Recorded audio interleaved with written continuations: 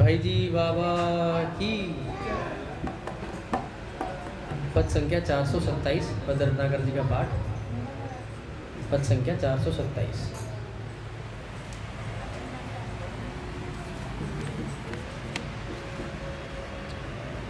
मेरो सब कुछ त्याग गयो मन, मेरो सब कुछ त्याग गयो मन, मेरो सब कुछ त्याग गयो मन, मेरो सब कुछ त्याग। मुरली की सुने मधुर तान मन उमग्यो अति अनुराग, उमग्यो अति अनुराग। मेरो सब कुछ त्याग गयो मन, मेरो सब कुछ त्याग। आधार सुधार ससनी सुनाई गाय मधुरतम राग, गाय मधुरतम राग। मधुर दिव्य रस भर्यो हृदय में,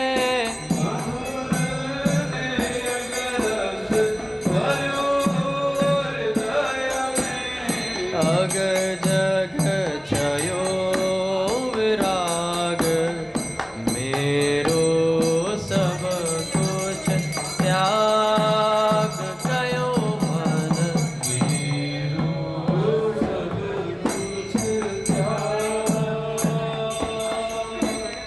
जिन से शोका मोह मद लज्जा गर्व चल्यो भय भाग,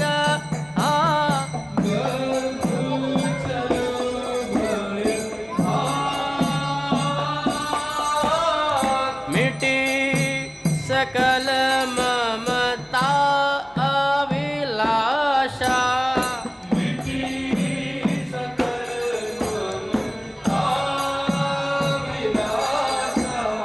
भुक्ति मुक्ति की मांग, मेरो सब कुछ त्याग गयो मन,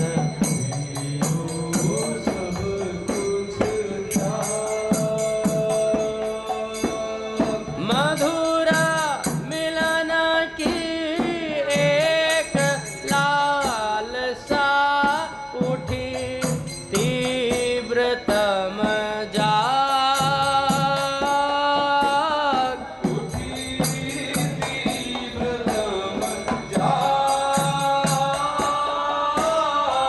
हे दर्शन दे दर्शन कृतार्थ करी है, दे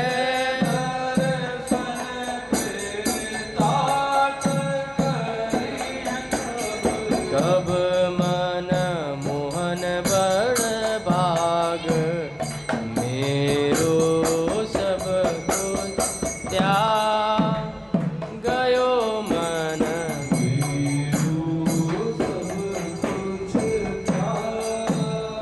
गयो मन मेरो सब कुछ त्याग,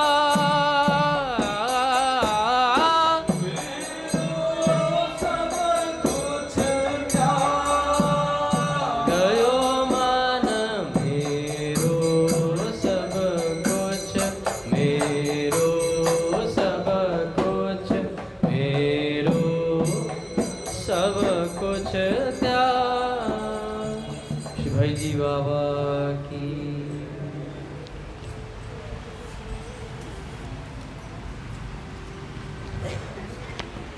बोले श्री भाई जी महाराज की जय। पूज्य श्री राधा बाबा की जय। पूज्या मैया की जय। अपने प्यारे भैया की जय। पूज्य दादा की जय। भक्तवत्सल भगवान की जय।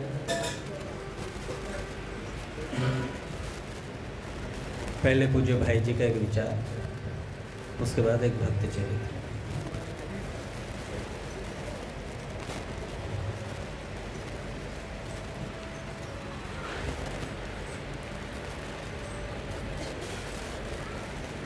बड़े सौभाग्य का क्षण है कि आज भी हमें सत्संग और कीर्तन का परम लाभ प्राप्त हो रहा है। गोस्वामी जी महाराज कहते हैं, गोस्वामी श्री तुलसीदास जी महाराज, कि देखई रूप नाम आधीना, रूप ज्ञान नहीं नाम विहीना, रूप विशेष नाम बिनु जाने, करतल गत न परहि पहचाने। भगवान के रूप को नाम के अधीन ही देखा जाता है। भगवान के रूप को नाम के अधीन ही देखा जाता है। किसी के हाथ में हीरा है, परंतु जब तक उस हीरे को वह हीरा नहीं समझता, जब तक उस हीरे को वह हीरा नहीं समझता, तब तक उसे रूप का ज्ञान नहीं होता। रूप का ज्ञान हुए बिना वह उसका मूल्य नहीं जानता। जब किसी जौहरी से उसका नाम हीरा जान लेता है, तब कहता है अरे ये हीरा है, तब उसकी बहुमूल्यता का ज्ञान होता है।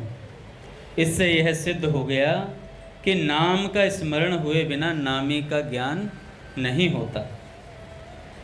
नाम का कुछ दिनों तक स्मरण करने पर साधक के अंतर में जो एक आनंद का सरोवर बंधा पड़ा है, उसका बांध टूट जाता है। वह सुख की प्रबल धारा में बह जाता है। उस समय उस नाम रस के सामने उसे सब रस फीके मालूम पड़ते हैं और वह जोर से पुकार उठता है, पायो नाम चारु चिंतामणि, और करते न खसे हो। नाम की सुंदर चिंतामणि मुझे मिल गई है, अब मैं इसे हृदय से और अपने हाथों से कभी नहीं जाने दूंगा कि अब लो नसानी अब ना नसे। इसलिए कि वह इसमें वह सुख मिलता है जो बड़े बड़े विषयी सम्राटों को भी नसीब नहीं होता। भगवान कहते हैं, मुझ में चित्त लगाने वाले और समस्त विषयों की अपेक्षा छोड़ने वाले भक्त को मुझसे जो परम सुख मिलता है, वह सुख विषय आसक्त जीव को कहाँ से मिलेगा। मन जितना ही विषयों का चिंतन करता है, उतना ही संसार में बंधता है। हरि बोल। फिर कौन जी आप आगे आ जाओ, आगे जगह बहुत है, आगे आ जाओ, आगे आ जाओ और आगे आ जाओ। राजेश प्रभु आप भी आगे आ जाओ, आगे आगे आ जाओ। नहीं आप बात तो नहीं कर रहे थे, लेकिन मुझे डाउट सा लगा, मैं डाउट क्लियर कर लेता हूँ। और आगे आ जाओ, और आगे आ जाओ।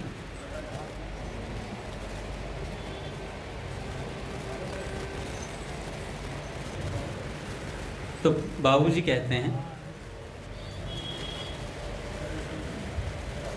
मन जितना ही विषयों का चिंतन करता है, उतना ही संसार में बंधता है, क्योंकि विषय चिंतन से ही क्रमशः संग, काम, क्रोध, मोह, स्मृति भ्रंश, बुद्धि नाश और अंत में सर्वनाश होता है।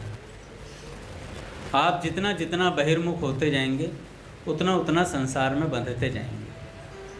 देखा होगा जो अंतर्मुख होकर रहते हैं, पट खुलेंगे, हैं बाबा? पता नहीं आवाज़ से आई शंख की। अच्छा, तो विषय चिंतन से फिर सारी चीज़ें अपने आप पतन हो जाता है। धीरे धीरे धीरे धीरे चीज़ें अच्छी लगने लगती हैं। तो विषयों का चिंतन ज़्यादा ना करें। बाबूजी एक प्रवचन में कह रहे थे कि वैराग्य से अनुराग का रास्ता ज़्यादा सरल है।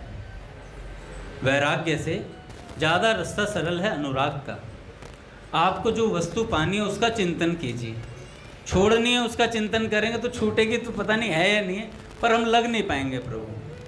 लेकिन अनुराग का रास्ता सरल है, क्योंकि जीव को पता नहीं कब से आसक्ति करने का चस्का लगा हुआ है। कितने ही जन्मों से हमने आसक्ति के कारण ही 84 लाख में पड़े हैं। तो इसलिए अगर आसक्ति भी करनी है तो संतों से पूछ लें, संत बताते हैं आसक्ति करनी कहाँ है। तो भगवान में आसक्ति करनी है, ऐसा संतों ने बताया है। मन में पहले जब स्फुरना उठती है तो वह तरंग के समान होती है, परंतु वही आगे जाकर समुद्र बन जाती है। हल्का सा मन करता है यार चल थोड़ा सुख ले लें, थोड़ी सी तरंग उठती है और फिर वो तरंग थोड़ी समुद्र का रूप कब ले लेगी, राई का पहाड़ बन जाएगी, कोई पता नहीं चलता है। तो इसलिए जैसे ही छोटी सी तरंग आए तो उसे तुरंत मारो कि कैसे हुआ ये, मेरे चित्त पर ये कैसे प्रकाश हुआ इन चीज़ों का। कई ऐसे साधक देखे हैं जो जरा सी भी मन में कोई दुविधा आती है ना, उन्हें रोते हुए देखा गया कि मेरे मन में ऐसा क्यों आ गया। उनका चित्त इतना निर्मल हो जाता है साधना भजन करते करते कि मन पर हल्का सा भी दाग पड़ने वाला होता है ना, उन्हें डर लगता है कि ऐसा क्यों हो रहा है। तो कब समुद्र बन जाएगी ये तरंग पता नहीं चलेगा। इसलिए अपना कल्याण चाहने वाले लोगों को चाहिए कि वे मन में विषयों के बदले धीरे धीरे भगवान को स्थान दें। विषयों के बदले धीरे धीरे भगवान को स्थान दें। युक्तियों के द्वारा नाम का स्मरण करें। एक दृढ़ अभ्यास का नाश करने के लिए उसके विरोधी दूसरे अभ्यास की आवश्यकता होती है। हमारा कई जन्मों का अभ्यास है संसार में आसक्ति करने का, तो जितना अभ्यास हमारा संसार में आसक्ति करने का है उससे भी कहीं तीव्र अभ्यास हमें भगवान में आसक्ति का करना चाहिए। जब हमें पता चल जाए कि संसार की आसक्ति हमारे कल्याण में बाधक है तो दुगनी तीव्रता के साथ लगना चाहिए। कह रहे हम में इतना सामर्थ्य होता तो हम कर ही लेते। सामर्थ्य भगवान ने भर कर भेजा है हमारे भीतर। जैसे कल महादेव जी कल बता रहे थे ना, हनुमान जी के अंदर सामर्थ्य है पर जगाने वाला चाहिए था कोई। तो ऐसे सामर्थ्य है हमारे अंदर भगवत प्राप्ति का, क्योंकि ईश्वर अंश जीव अविनाशी, चेतन अमल सहज सुख राशि। तो सहज प्राप्ति है हमें भगवान की, पर याद करानी पड़ती है, स्मृति याद दिलाना पड़ता है कि तू भाई शेर का ही बच्चा है, तू बकरियों में नहीं है। तो बस जैसे कल याद दिलाया था, कल रामदास जी थे, वो मलुकदास जी महाराज के शिष्य थे जो थे। उन्होंने बोला था, मलुकदास जी महाराज के शिष्य थे जो उनके थे ना, एक और थे जो जिन्होंने इंद्र से वर्षा, लालदास जी, इंद्र को वर्षा, ऐसे सामर्थ्यवान शिष्यों के होते हुए भी रामदास जी को शिष्य बना दिया, गुरु बना दिया, वहाँ पे अपनी पीठ पर बिठा दिया। पर सामर्थ्यवान शिष्य थे उनके पास बहुत सारे, पर किसे बिठाया? रामदास जी महाराज को बिठाया। विशेष गुण होगा उनके भीतर कुछ, तभी बिठाया होगा। तो कहाँ थे हम? विशेष अभ्यास चाहिए काका। किस चीज़ का? संसार में आसक्ति का अभ्यास है ना हमारा, तो ऐसा ही अभ्यास हमें भगवान में आसक्ति का करना है। और जिससे कुछ ना हो सके वो जपे राधा राधा राधा राधा राधा, और गुरु के शरण हो जाए, गुरु जी हमसे कुछ नहीं हो रहा। पूज्य मलुक पीर सरकार विनोद बाबा जी के सामने बैठे थे, तो वहाँ पर बता रहे थे कि कई शिष्य ऐसे होते हैं जिन्हें उनसे कहा भाई पीछे पीछे चलो, तो कहते हैं हमसे पीछे पीछे आया नहीं जा रहा है। तो कह रहे ये कर लो, कह रहे ये भी नहीं करा जा रहा है। उसके बाद गुरुजी गोद में उठा लेते हैं शिष्य को, कहते भैया तुझे तो गोद में ही लेके चलना पड़ेगा। तो या तो अपने आप को इतना कह दो प्रभु मेरे दोनों हाथ खड़े कर दो। अब हाथ भी खड़े नहीं करते, हाथ भी खड़े नहीं करते, कहते बल बहुत है मुझ में, आप सब कर सकता हूँ, वो कुछ नहीं रहा बस मुझसे। जब ऐसा हो ना तो हाथ खड़ा कर दो कि नाथ, हे नाथ मैं आपकी शरण में हूँ, हे गुरुदेव भगवान आपकी शरण में, अब आप जैसे चाहो रखो। अब आपको गोद में, महाराज जी ने कहा, गोद में ले जाते हैं गुरुदेव, गोद में ले जाकर भगवान के चरणों में रख देते हैं, ले अब तो पहुंच गया भगवान तक। ऐसा भी गुरुदेव का सामर्थ्य होता है। पूज्य दादा को प्रणाम। तो भाई जी ने कहा, इसलिए अपना कल्याण चाहने वाले लोगों को चाहिए कि मन में विषयों के बदले धीरे धीरे भगवान को स्थान दें, उपयुक्त युक्तियों के द्वारा नाम स्मरण करें। एक दृढ़ अभ्यास का नाश करने के लिए दूसरे अभ्यास की आवश्यकता होती है। इसी पे चर्चा चल रही थी। हम अभ्यास ही नहीं करते हैं। किसी से कह दो कि रात्रि में स्वाध्याय करना है, स्वाध्याय नहीं होता, और कुछ करवा लो मुझसे, स्वाध्याय नहीं हो सकता। और कुछ क्या भाई, खेत थोड़ी जुतवाना, फिर से मेरे पास कोई किले रखे हुए खेत जुतवाएं। भाई अभ्यास करना है साधक को, तो जो करना चाहिए वही नहीं करते हैं साधक। काका उस दिन आप कह रहे थे सत्संग का बड़ा महत्व है। आज एक संत थे जिनका नाम था शंकर भारती, कोई संत थे जिनको बंका जी उनको मिलने गए थे। किन्हीं ने उन्हें बताया कि ऐसे ऐसे संत हैं बनारस या काशी, बनारस की बात है, और 7 मंजिला इमारत में सबसे ऊपर रहते हैं, वहाँ से गंगा जी का तट सामने दिखता है। अच्छा, वो संत क्या थे, विद्वान थे, बहुत तगड़े, ज्योतिष वगैरह सबका ज्ञान था उन्हें। तो क्या करते, सिर्फ 1 घंटा BHU उनके एक अध्यापक आते थे, उन्हें 1 घंटा संस्कृत पढ़ाते थे, वेद अध्ययन वगैरह करवाते थे। 1 घंटे के लिए कमरा खोलते थे और 7वीं मंजिल पे रहते थे। सिर्फ 1 घंटे के लिए कमरा खोलते थे। तो बंका जी को हमेशा से ये चाव था, हमेशा से कोई ऐसा भगवत प्राप्त महापुरुष दिखे जिससे कुछ बात हो सके साधना संबंधी। तो ये बंका जी शुरू से ही साधना में तल्लीन रहते थे, पर प्रयास करते, एकांत में साधना हो नहीं पाती थी उनसे। तो उनका प्रश्न था कि एकांत में साधना में क्या विघ्न है, तो ये पूछना चाहते थे। तो काका वो संत के पास गए, और संत के पास जाने के बाद 9 दिन तक लगातार सिर्फ वो जाते, उसी 1 घंटे का उन्हें पता चल गया था भाई 4 से 5 वो संत एक अध्यापक को पढ़ाते हैं। तो उसी 1 घंटे में 7वीं मंजिल पे जाते और बाहर बैठ जाते, बात तक नहीं करते थे वो संत बंका जी से। 8 दिन हो गए, बात नहीं करी बिल्कुल भी। वो पढ़ के चले जाते, बंका जी उठ के चले जाते वापस। तो 9वें दिन वो संत बोले, भैया तुम हो कौन? तो उन्होंने अपना संक्षिप्त परिचय दिया, और उसके बाद उन्होंने अपने प्रश्न पूछे। तो उसमें 4 चीज़ें थी। एक तो सददेश होना चाहिए।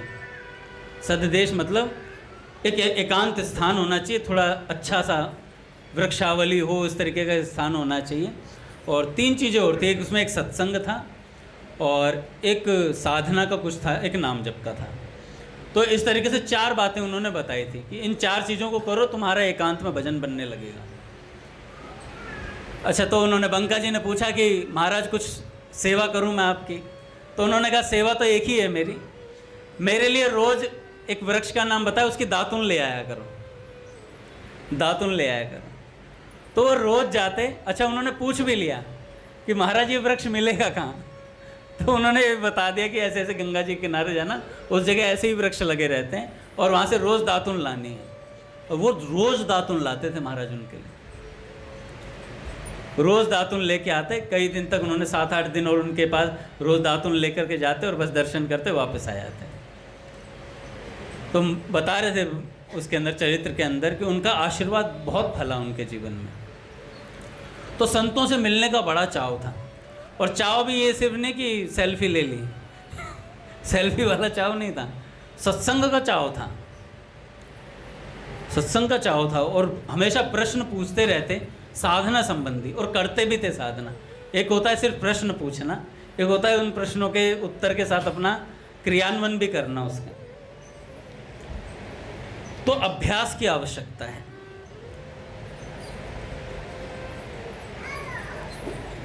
अन्य अभ्यस्त विषय के चिंतन में पहले पहल मन ऊबता है, अकुलाता है, झल्लाता है। आप साधक संजीवनी पढ़ना शुरू करोगे, पहले 2 अध्याय में तो ऐसा लगेगा प्राण सूख गए आपके धीरे धीरे यार बोर हो रहे हैं, कोई चरित्र पहले पहले उठाओ, उसके 3-4 अध्याय ऐसे होते हैं, फलाने का लड़का था, ये था, वो था, उसके बाद 3-4 चैप्टर पढ़ लो, उसके बाद रस आएगा। कई बार क्या होता है, पहला चैप्टर पढ़ा, अबे यार मज़ा नहीं आ रहा, हटा किताब को, मज़ा नहीं आ रहा, तो ऐसा होता है। तो पहले पहले जब हमारा मन किसी दूसरे उसमें विषय में जाता है तो मन अकुलाता है, झल्लाता है, लेकिन अकुलाने और झल्लाने को सहन करना पड़ता है। सहन करेंगे तो उसके बाद फिर रस आएगा। No free lunch in this world, कुछ फ्री में नहीं मिलेगा भाई, कुछ करना पड़ता है ना। फ्री में भी अगर चाहिए, फिर गुरु जी की शरण में आने के लिए भी आना पड़ेगा, आना तो पड़ेगा, और गुरु जी घर से उठा के तो लाएंगे नहीं तुम्हें, तो यहाँ आना पड़ेगा शरण में आने। कृपा प्राप्ति के लिए भी यहाँ कल्लू के टेंट के नीचे आना पड़ेगा, तब कृपा गिरेगी, ऐसे कृपा नहीं होती है। नाम स्मरण करते करते जब स्मरण की लगन लग जाती है, तब तो मन कभी उसे छोड़ता ही नहीं। स्मरण से क्या नहीं होता, यदि अंत काल में परमात्मा के नाम का स्मरण हो जाए तो उसके मोक्ष में जरा भी संदेह नहीं रहता है। ये भगवान ने अंत काल की छूट दी है। अंत काल में एकदम लॉटरी खोल देते हैं भगवान, कैसे ही नाम आ जाए, चाहे उसने पूरा जीवन नाम न जपा, लेकिन अंत में कोई व्यक्ति आ जाए जो उसे याद दिला दे, उसके मुख से निकलवा दे, कान में सुना दे, तो कल्याण हो जाता है जीव का। अंत काले च मामेव स्मरण मुक्त्वा कलेवरम। तो भगवान कहते हैं तस्मात् सर्वेषु कालेषु माम अनुस्मर युद्ध च, तू सदा सर्वदा मेरा स्मरण करता हुआ युद्ध कर। इस प्रकार मुझ में मन बुद्धि अर्पित हो जाने से तू निस्संदेह मुझे प्राप्त करेगा। एक सेठ जी जप कर रहे थे, एक सेठ जी जप कर रहे थे, माला हाथ में थी, मुख में मंत्र का भी उच्चारण करते थे, परंतु उनका मन और अनेक बातों को सोचता रहता। पट खुलेंगे महाराज। श्री राम जय राम जय जय राम,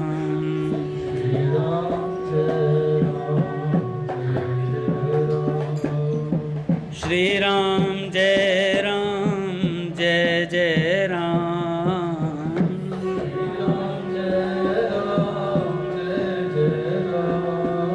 श्री राम जय राम जय जय राम,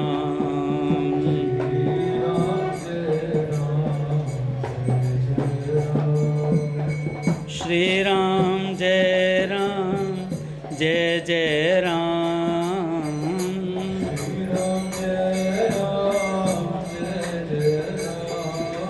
श्री राम जय राम जय जय राम,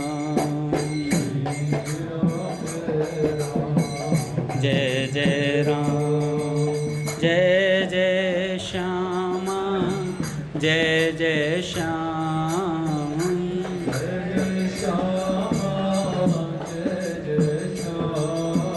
जय जय श्री वृंदावन धाम,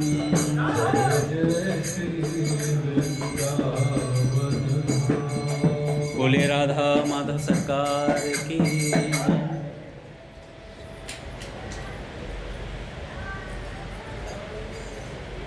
तो एक सेठ जी जप कर रहे थे,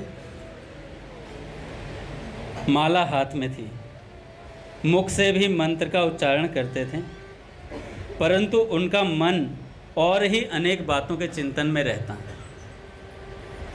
क्यों रहता? कि मंत्र जाप में गौणता होती और विषयों में मुख्यता होती है, तब ऐसा केस होता है। तो सेठ जी का मन कहीं और रहता है और माला जप करते हैं। उनका पुत्र पास में बैठकर संध्या कर रहा था, पुत्र पास में बैठ के संध्या कर रहा था। सेठ जी माला फेरते फेरते बीच में बोल उठते हैं, अरे बेटा कल सब ग्राहकों के रुपए आ गए।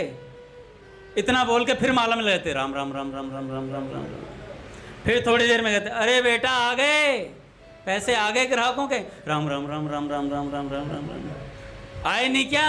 राम राम राम राम राम राम राम। ऐसे चल रहा था उनका जब। देख तू बड़ा मूर्ख है, कहीं व्यापार में सच्ची कमाई होती है, झूठ बोलना ही पड़ता है। राम राम राम राम राम राम राम राम राम राम राम। अरे हाथी के दांत दिखाने के दूसरे और खाने के दूसरे होते हैं। राम राम राम राम राम राम राम। ऐसे नाम जो चल रहा है। बेटा बेईमानी नहीं करेगा तो व्यापार में रस कैसे आएगा? राम राम राम राम राम राम राम राम राम राम राम राम। माप तोल में जरा कस बैठना चाहिए। हैं? राम राम राम राम राम राम राम राम राम राम। मैं तो मर जाऊंगा, तेरा काम कैसे चलेगा, कैसे घर गृहस्थी चलाएगा? राम राम राम राम राम राम राम। इस तरह राम राम करने वाले ढोंगी लोगों के कारण ही नाम पर से लोगों की रुचि हट रही है। परंतु नाम प्रेमियों को इस ओर ध्यान नहीं देना चाहिए। यदि कोई मूर्ख रत्न का दुरुपयोग भी करता है तो इससे रत्न का रत्नपना और उसकी बहुमूल्यता थोड़ी ही घट जाती है। भाई नाम की महिमा थोड़ी घट जाएगी अगर कोई मूर्खता से जपेगा तो। नाम का स्वाद तो वही रहेगा, नाम की महिमा वही रहेगी। कहने का तात्पर्य केवल इतना ही है कि स्मरण सच्चा होने से शीघ्र फल प्राप्त होता है। स्मरण के बाद आता है कीर्तन। स्मरण के बाद आता है कीर्तन। कीर्तन जोर जोर से होता है और इसमें संख्या का कोई हिसाब नहीं होता। यही जप और कीर्तन में भेद है।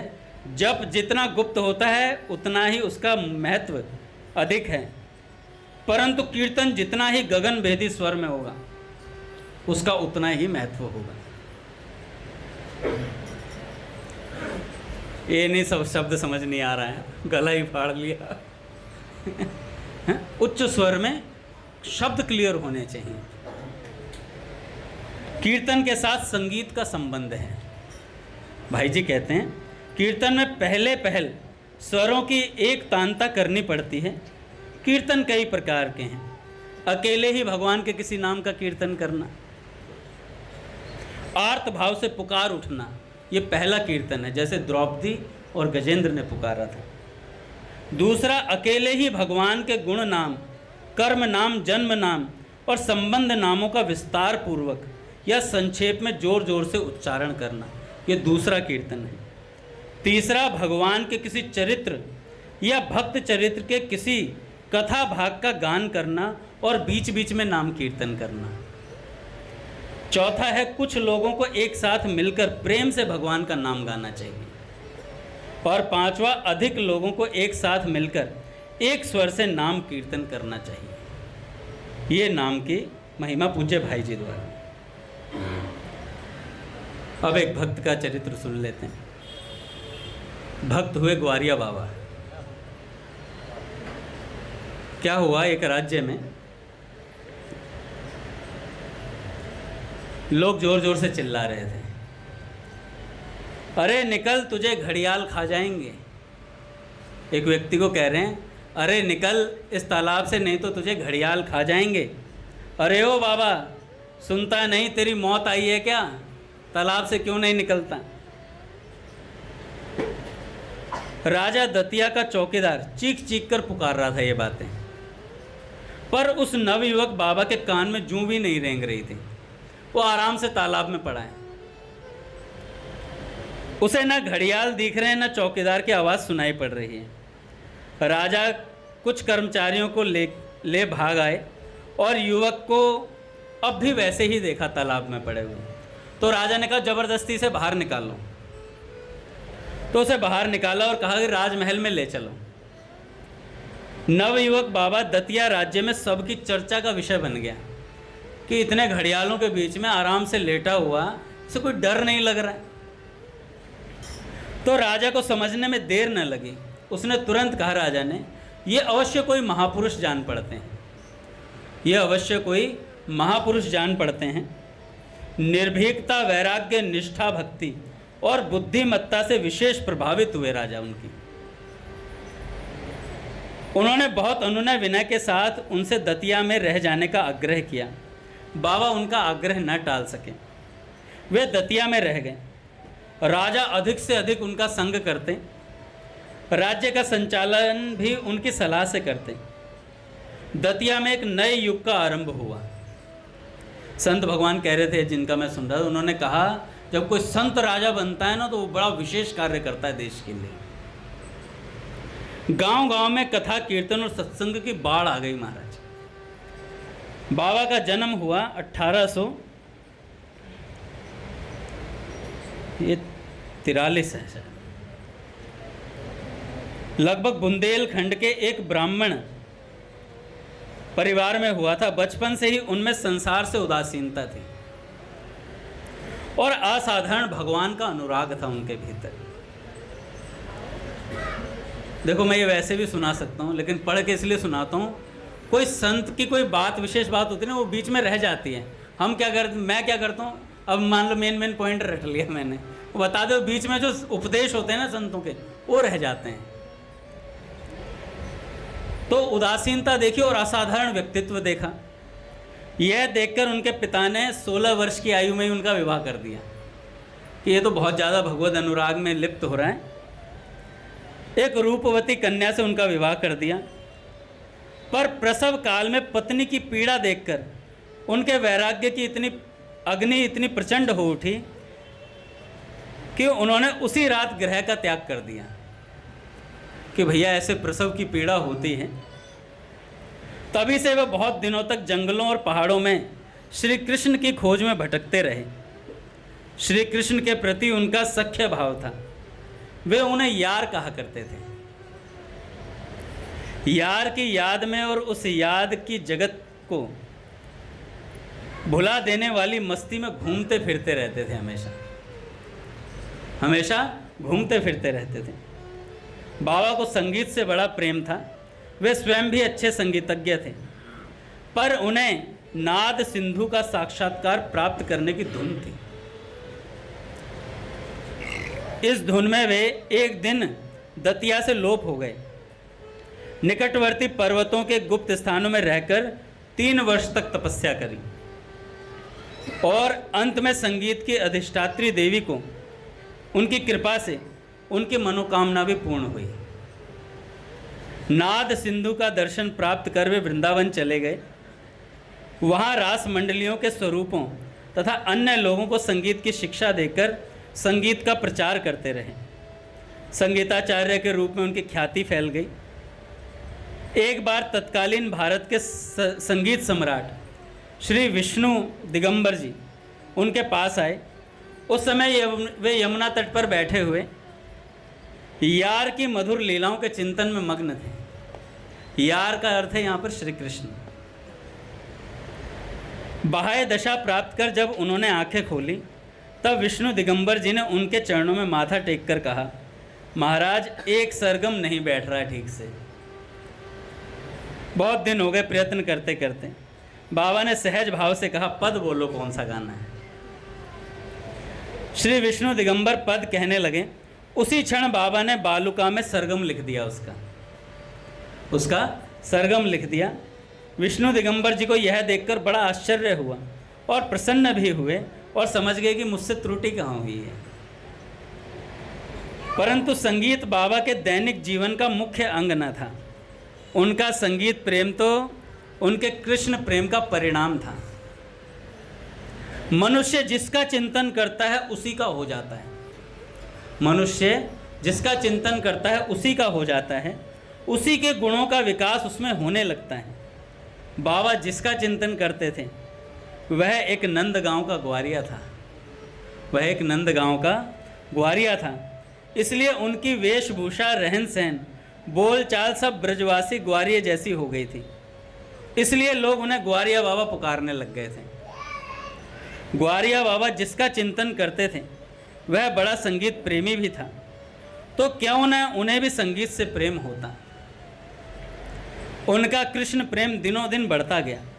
श्री कृष्ण के विरह में कभी ब्रज में लौटते, कभी यमुना किनारे पवित्र बालुका में बैठकर घंटों कृष्ण कीर्तन करते, कभी रास में घंटों खड़े होकर रास विहारी की ओर एकटक देखते रहते, कभी हंसते कभी रोते, कभी स्फूर्ति में उनके दर्शन के लिए दोनों हाथ बढ़ाकर उन्हें अंक में भरने के लिए दौड़ पड़ते भगवान की तरफ। स्फूर्ति भंग होने पर हा कृष्ण, हा श्याम सुंदर, हा मदन मोहन कहते कहते मूर्छित होकर भूमि पर गिर पड़ते। उनके नेत्र श्री कृष्ण दर्शन के लिए निरंतर अश्रु बहाया करते। कर्ण उनकी वंशी सुनने के लिए उत्कर्ण रहते। अंग प्रत्यंग उनके कमनीय कलेवर का स्पर्श करने को व्याकुल हो पड़ता। वे श्री कृष्ण का अन्वेषण करने के लिए कभी नंदगांव जाते, कभी गोकुल टहलते, कभी गोवर्धन चले जाते, कभी काली देह चले जाते, कभी सेवा कुंज, कभी निधिवन। बहुत दिन हो गए ऐसे ही भटकते भटकते यार की याद में, तड़पते तड़पते, पर उसके दर्शन न हुए। तब उनका अभिमान जागा ग्वारिया बाबा का। कहने लगे, सुना था तू बड़ा दयालु और प्रेमी है, जो एक पग तेरी ओर बढ़ाता है तू 10 पग उसकी ओर दौड़ आता है। पर धोखा हुआ मेरे साथ, पर धोखा हुआ मेरे साथ। तू बड़ा निर्दयी और क्रूर है श्री कृष्ण। तुझसे यारी करना मतलब पछताना, मरुस्थल में प्यासे की तरह रो रो कर तड़प तड़प कर मर जाना है। बस हो गई तेरी मेरी यारी खत्म आज।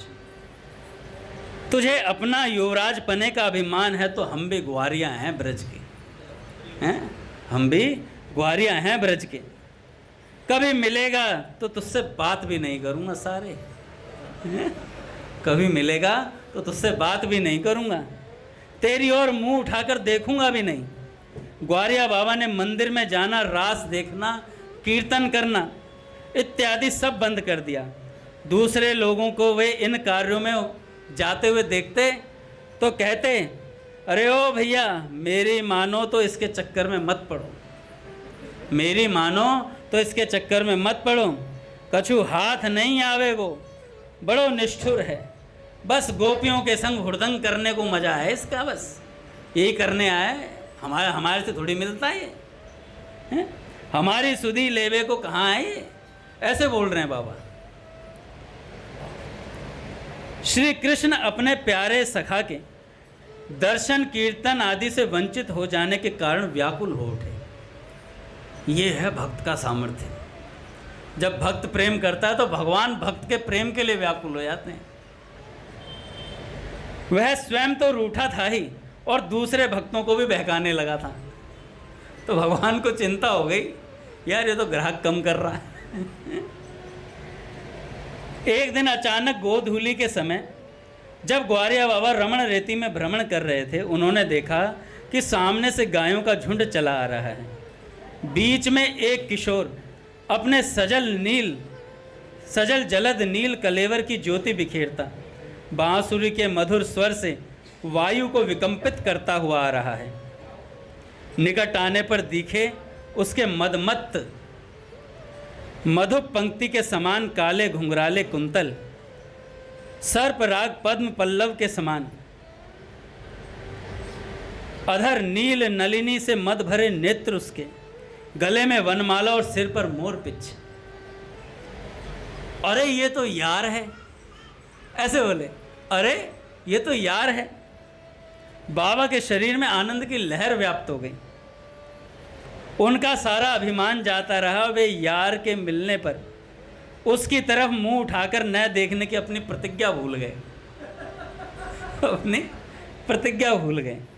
स्तब्ध खड़े रहकर सजल नेत्रों से निर्निमेष उसकी रूप माधुरी का पान कर रहे थे। श्री कृष्ण भी थोड़ी देर अपने प्यारे सखा को स्नेह भरे नेत्रों से एकटक देखते रहे। फिर दोनों ने एक दूसरे को अपनी भुजाओं में कसकर लपेट लिया। दोनों आत्महारा हो गए। आहा, ये शब्द पूज्य प्राची दीदी ने कहा था। वे आत्महारा हो जाते हैं, मतलब गले पड़ जाते हैं भक्त के, एकदम झूल जाते हैं प्रभु, हैं ऐसा प्रेम। और दोनों कान पकड़कर पूज्य प्राची दीदी कहते हैं, क्षमा मांगते हैं, अपने कर्णद्वय पकड़कर क्षमा मांगते हैं, मुझे देर हो गई प्यारे आने में, मुझे देर हो गई प्यारे। स्तब्ध खड़े रहकर सजल नेत्रों से निर्निमेष उसकी रूप माधुरी का पान करते रहे। श्री कृष्ण भी थोड़ी देर अपने प्यारे सखा को स्नेह भरे नेत्रों से देखते रहे। फिर दोनों ने एक दूसरे को अपनी भुजाओं में कसकर लपेट लिया। दोनों आत्महारा हो गए कुछ सुस्त होने पर श्री कृष्ण गदगद कंठ से बोले, ग्वारिया, मैं कब सो तो से मिलवे के लिए छटपटाए रहे हूँ, तू अब आयो है यार, तू अब आयो है। यह सुन बाबा का सोया हुआ अभिमान जाग गया, सोया हुआ अभिमान जाग गया। रहन दे सारे झूठे, झूठ काहे को बोले, तू मिलना चाहतो तो आए ना जातो मेरे पास, तू तो ब्रज को युवराज है ना, मेरे पास कहा करेगो आके। इतना कह के वे चल दिए। श्याम सुंदर ने पुकारा, ग्वारिया अब कब मिलेगो, ग्वारिया अब कब मिलेगो। मैं जाऊं कहाँ हूँ, यही वृंदावन में पड़ो रहूँगा। ग्वारिया बाबा बोले, जब तोए ज़रूरत होए मिल लियो कर यार मुझसे, ऐसा बोल दिया ग्वारिया बाबा ने। अब से श्याम सुंदर के साथ ग्वारिया बाबा की मैत्री का एक नया अध्याय शुरू हुआ। श्याम सुंदर की उनके साथ परस्पर में हास्य, व्यंग्य और उपालंब भरी न जाने कितनी लीलाएं होती। श्याम सुंदर कभी उनसे प्रत्यक्ष रूप से मिलते और कभी छद्म रूप से। एक बार बाबा जयपुर राज्य की बैराट तहसील के तहसीलदार से, जिनका नाम था श्री रघुनाथ प्रसाद, और श्री चौथमल जी के साथ बैराट नगर की सैर करने गए। रात 10 बजे के लगभग नंदगांव लौटे। थके हुए थे और खाने की कुछ व्यवस्था पहले से थी नहीं, इसलिए यार का स्मरण कर सोने की तैयारी करने लगे। उसी समय एक बालक दूध का लोटा लेकर के आया और बोला, बाबा यह दूध रामकली ने भेजा है। बाबा को थोड़ा आश्चर्य हुआ कि इतनी जल्दी उनके आने का संवाद रामकली को मिला कैसे, मैं तो रात्रि में आया। उन्होंने दूध ले लिया और थोड़ा थोड़ा साथियों में बांटकर पी लिया। उसी से सबकी तृप्ति हो गई। दूध के अपूर्व स्वाद से सब चमत्कृत हो गए। दूसरे दिन बाबा दूध का लोटा लेकर रामकली के घर गए और बोले, लेरी अपना लोटा, तेरो रात को दूध तो बड़ो ही स्वाद लगे। रामकली चौंकी रह गई, बोली, बाबा मैं दूध कब भेजो, मोए का मालूम आप कब आए हो, जा लोटा तो मंदिर को सो लगे। तब बाबा मंदिर की ओर चल दिए। उन दिनों सेवा की वारी श्री किशन लाल जी की थी। वे बाबा के हाथ में लोटा देखकर बोले, अरे बाबा तू जाए लोटा कहाँ से लाए हो, मैं तो जाके मारे परेशान हूँ। मंदिर के सब लोगन ते पूछ लियो, कल ठाकुर को दूध भोग लगाया लोटा में। अब दूध के लोटा को सारा रहस्य बाबा के समझ में आ गया कि ये तो दूध का लोटा श्री कृष्ण लाए थे मेरे लिए। अब दूध के लोटे का जब रहस्य समझ में आया तो आंखें बरस पड़ी बाबा की। वे मंदिर में विग्रह के सामने जाकर गदगद कंठ से जाने क्या क्या कहने लगे। एक बार ग्वारिया बाबा गिरदावल जी और ब्रह्मचारी श्री राधे श्याम जी को लेकर नंदगांव की होली के दर्शन करने गए। किशन लाल जी के यहाँ ठहरे। बाबा ने 4 सेर गुलाब जामुन और 4 बड़े पपीते खरीदे। उसी समय एक रास मंडली के 2 स्वरूप उनके पास आकर बोले, बाबा भूख बड़ी लगी है, कुछ खाए को दे दें। बाबा दोनों स्वरूपों को अपनी गोद में बिठाकर गुलाब जामुन खिलाने लगे। एक हंडिया गुलाब जामुन खाने के पश्चात स्वरूप बोले, बाबा बस कर यार, और उनसे आज्ञा लेकर स्वरूप वापस चले गए। दूसरे दिन बाबा ने उसी मंडली के सब स्वरूपों को बुलाया। वे दोनों स्वरूप भी आए। उन्हें पहचान कर बाबा बोले, देखो इन दोनों स्वरूप ने तो कल गुलाब जामुन पेट भर के खा ली, इनके बटके तो केवल पपीता है मेरे पास। इन्होंने अपने हिस्से के गुलाब जामुन खा लिए, अब ये पपीता खाएंगे। और इनके गुलाब जामुन और पपीता दोनों हैं। वे दोनों कह उठे, बाबा झूठ काहे को बोले, हमने कब खाए तेरे गुलाब जामुन हैं? हमें न देनो होए तो वैसे ही बोल दे यार, हमें न तेरे आयबे को पता, न तेरे गुलाब जामुन को पता हैं। बाबा के साथियों ने कहा, भैया झूठ तो तुम बोल रहे हो, हमारे सामने ही कल बाबा ने दोनों को खिलाए हैं। इन लोगों की बात सुनकर मंडली के स्वामी और दूसरे स्वरूप सब बोल पड़े, ये कल हमारे पास थे, कहीं गए नहीं, तब आपने गुलाब जामुन किसको खिला दिए? तब बाबा समझ गए कृष्ण बलराम दोनों भाई रूप धारण करके मेरे पास आए थे। समय हो गया, कल करेंगे आगे के चले। बोले भक्तवत्सल भगवान की जय। आरती करते हैं। हाँ, दुर्गा 40 देते हैं, दुर्गा 40 पूरी जनता एक ही बात कहती है, एक सर से